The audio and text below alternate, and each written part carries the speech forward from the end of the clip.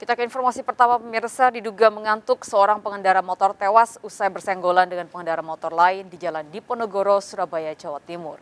Sebelum kejadian, korban diduga mengendarai motor secara ugal-ugalan.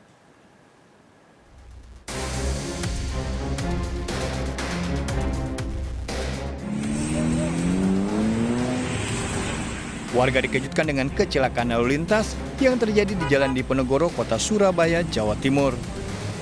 Seorang pemotor Matic tewas setelah kendaraannya bersenggolan dengan pemotor lainnya hingga terjatuh. Korban yang tewas mengalami luka di kepala, sementara pemotor lainnya hanya luka ringan. Petugas yang berada di lokasi segera mengevakuasi korban ke rumah sakit terdekat. Sebelum kejadian, korban tewas dengan mengendarai motor secara ugal-ugalan. Namun diduga pengemudi tersebut mengantuk, korban pun bersenggolan dengan pemotor lainnya hingga terjatuh dan tewas di tempat. Jatuh dulu, iya. Kata yang lainnya ngantuk, setelah itu yang belakang nyusul, korban yang satunya hidup, yang satunya MD. Ini MD-nya ini ditabrak apa ini, Mas? Laka tunggal. Enggak, ini jatuh aja apa ada yang nabrak? Jatuh aja laka tunggal, terus disusul belakangnya. Banyaknya pengendara yang berhenti untuk melihat kejadian membuat arus lalu lintas mengalami kemacetan panjang. Dari Surabaya, Jawa Timur, Nur Syafi'i melaporkan. Akibat nekat mencuri uang kotak amal pada sebuah masjid di kawasan Duren Sawit, Jakarta Timur, seorang pria babak belur dihakimi warga. Proses evakuasi pelaku berlangsung dramatis.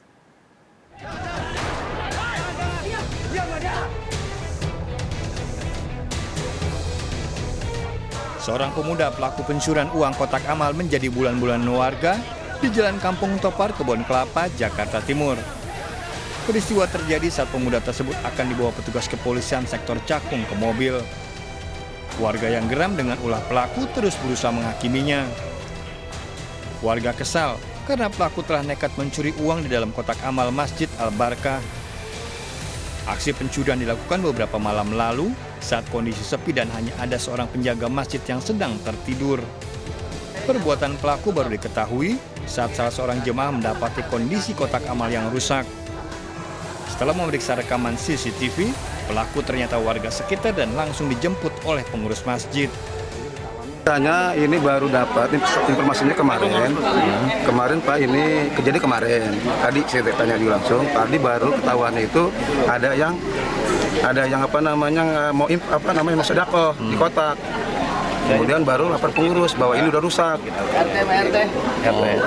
Akhirnya dilihat CCTV, Pak. Karena sebelumnya itu mati CCTV.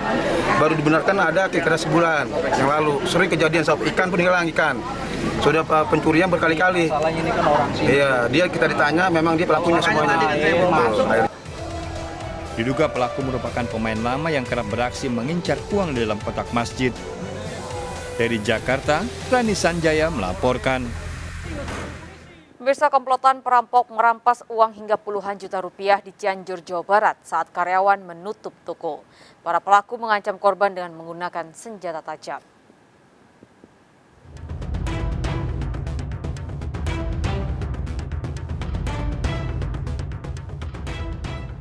Dalam rekaman CCTV ini, dua karyawan minimarket di desa Sabandar, Karangtengah, Cianjur diancam dengan senjata tajam oleh komplotan perampok.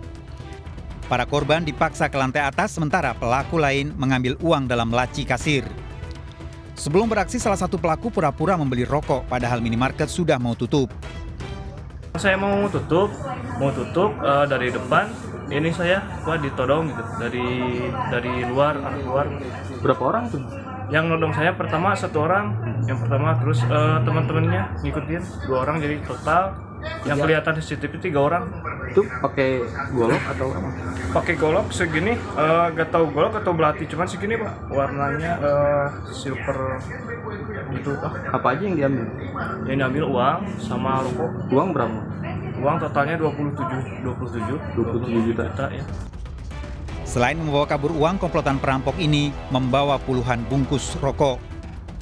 Polisi kini memburu pelaku dengan mengidentifikasi dari rekaman CCTV. Dari Cianjur, Jawa Barat, Muhammad Andi Ihsan, iNews melaporkan. Seorang sopir truk menjadi korban perampasan HP di kawasan Cilincing, Jakarta Utara. Peristiwa yang viral ini terjadi di tengah kemacetan.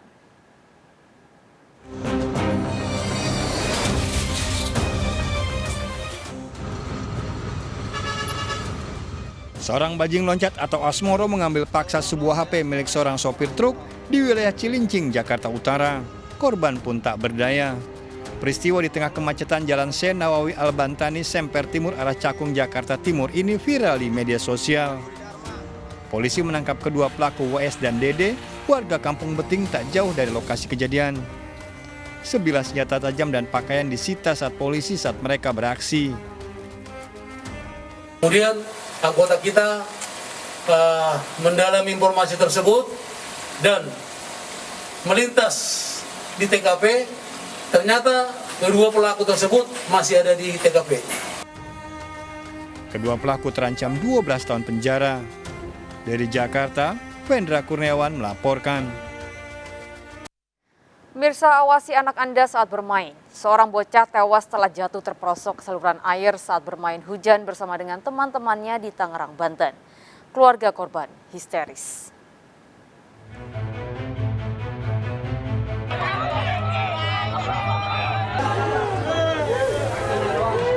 Petugas BPBD bersama warga berupaya mencari seorang bocah berusia 6 tahun yang terperosok di saluran air di Jalan Sultan Ageng, Tirtayasa, Kota Tangerang, Banten. Tubuh korban ditemukan petugas di semak-semak tak jauh dari lokasi kejadian. Kedatangan jenazah korban dibawa ke rumah duka disambut tangis histeris keluarga.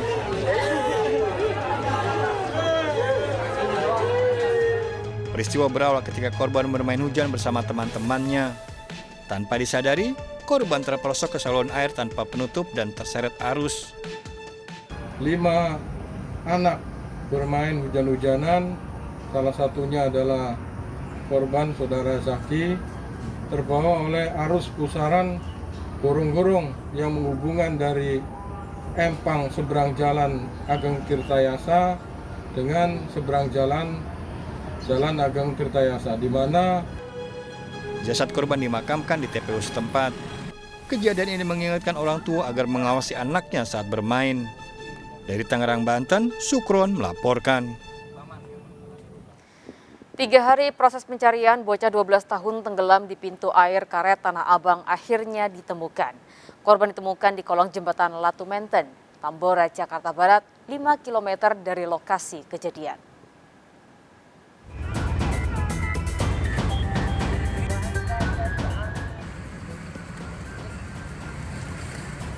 Petugas mengevakuasi jasad bocah 12 tahun yang tewas tenggelam pada Rabu lalu di pintu air karet Tanah Abang. Sebelumnya korban hilang terseret arus kali banjir Kanal Barat saat berenang di pintu air bersama kedua temannya. Diduga tidak bisa berenang, korban hanyut terbawa arus sementara satu teman lainnya berhasil menyelamatkan diri. Bocah-bocah yang berenang di atas diberitahu sama ibu-ibu tenis yang di seberang. Dibilangkan bahwasanya ada anak yang kelelep. Wah, ternyata anak yang 2 orang, itu 3 orang mereka. 2 orang kabur, panik, yang 1 orang tadi kelelep. Korban ditemukan sejauh 5 km dari lokasi, tepatnya di kolong jembatan Jalan Latu Menten, Tambora, Jakarta Barat. Nah, korban ini sedang berenang, jadi 3 semuanya sama teman-temannya. Nah, korban ini tidak bisa berenang, dia kepleset. Hanya itu kurang lebih dengan radius 5 km dari lokasi kejadian di bawah jembatan Session City dalam kondisi meninggal dunia. Korban dievakuasi ke Rumah Sakit RSCM Jakarta untuk diotopsi. Dari Jakarta, Miftahul Gani, iNews melaporkan. Mirsa, 2 truk terlibat tabrakan dari arah berlawanan di Jalan Raya Legok, Kabupaten Tangerang, Banten. Peristiwa terjadi saat salah satu truk yang mencoba menyalip motor di depannya tergelincir. Evakuasi korban berjalan dramatis.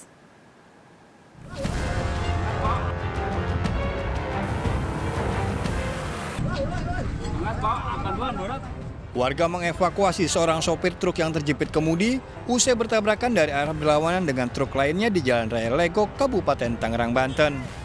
Peristiwa berawal saat sebuah truk barang akan melewati motor yang ada di depannya, namun tiba-tiba tergelincir karena cuaca hujan.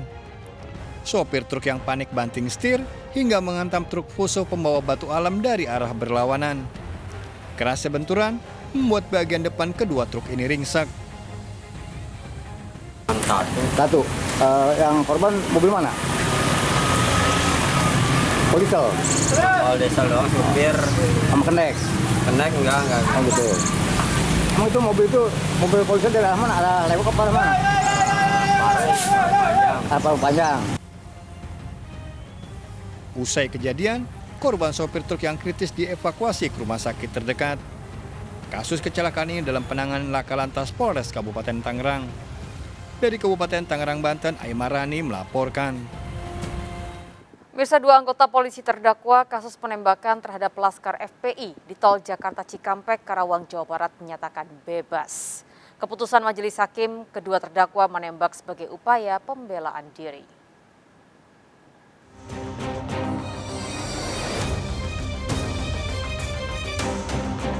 Dalam sidang putusan di Pengadilan Negeri Jakarta Selatan, terdakwa penembak Laskar FPI, Bribtu Fikri dan Ibda Yusmin mengikuti secara daring. Dalam sidang sebelumnya, JPU menuntut 6 tahun penjara pada 2 terdakwa atas kasus penembakan yang dilakukan di Tol Jakarta Cikampek kilometer 50 Karawang. Dalam dakwaan, Bribtu Fikri dan Ibda Yusmin menembak 6 anggota Laskar FPI yang mengawal Habib Rizik Muhammad. Menurut majelis hakim, penembakan yang dilakukan tidak dapat dijatuhi hukum karena menjalankan tugas. Atas nama terdakwa, maka Ibda El-Rafiadiyat Almarhum Ibda M. Yusmin Ohoila dan terdakwa sebagai anggota Polri yang sedang menjalankan tugas serta dalam rangka mempertahankan senjata api yang bagi anggota Polri adalah segenap jiwa yang harus dilindungi dengan terpaksa melakukan pembelaan diri dengan mengambil sikap untuk lebih baik menembak terlebih dahulu daripada tertembak kemudian. Majelis hakim sepakat dengan pembelaan kuasa hukum terdakwa bahwa anggota FPI melawan hukum karena melakukan penyerangan. Dari Jakarta, Stephen Patinama dan Agus Dwi iNews melaporkan. Pemirsa, kecanduan judi online, seorang karyawan pencucian mobil terekam CCTV membawa kabur mobil milik pelanggannya di Makassar, Sulawesi Selatan. Pelaku nekat mengambil kunci mobil yang tergantung di ruang kerja.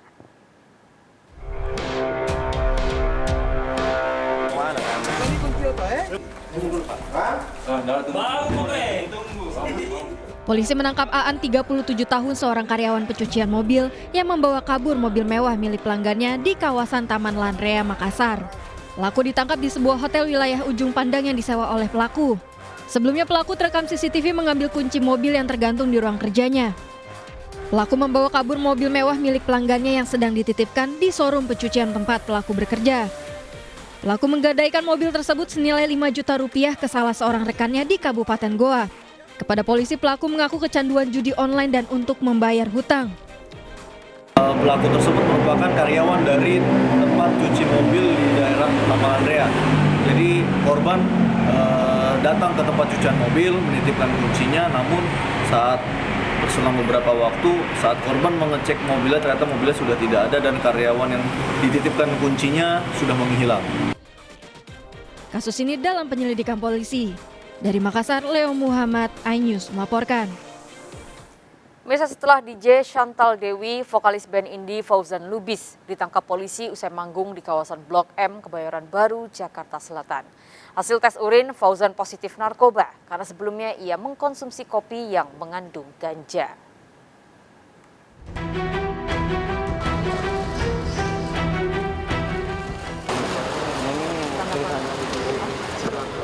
Fauzan Lubis, vokalis band indie Sisi Tipsi ditangkap polisi usai manggung di kawasan Blok M, Kebayoran Baru, Jakarta Selatan.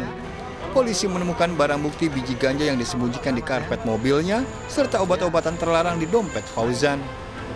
Saat menggeledah rumahnya di kawasan Larangan, Tangerang, polisi menemukan 0,2 gram ganja. Hasil tes urin, Fauzan positif narkoba karena sebelumnya ia mengaku mengkonsumsi kopi mengandung ganja. Fauzan juga mengaku kecanduan narkoba sejak 12 tahun lalu.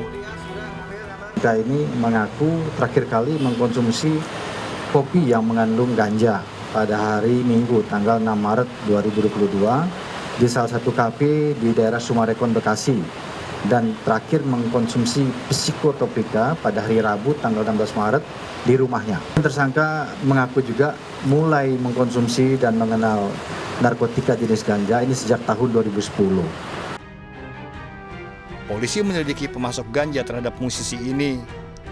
Fauzan dijerat pasal pemakai undang-undang tentang penyalahgunaan narkotika dengan ancaman 4 tahun penjara. Sebelumnya polisi menangkap DJ Chantal Dewi di apartemennya di Cilandak, Jakarta Selatan dengan barang bukti 0,4 gram sabu dan alat hisap. Dari Jakarta, Miftahul Gani melaporkan.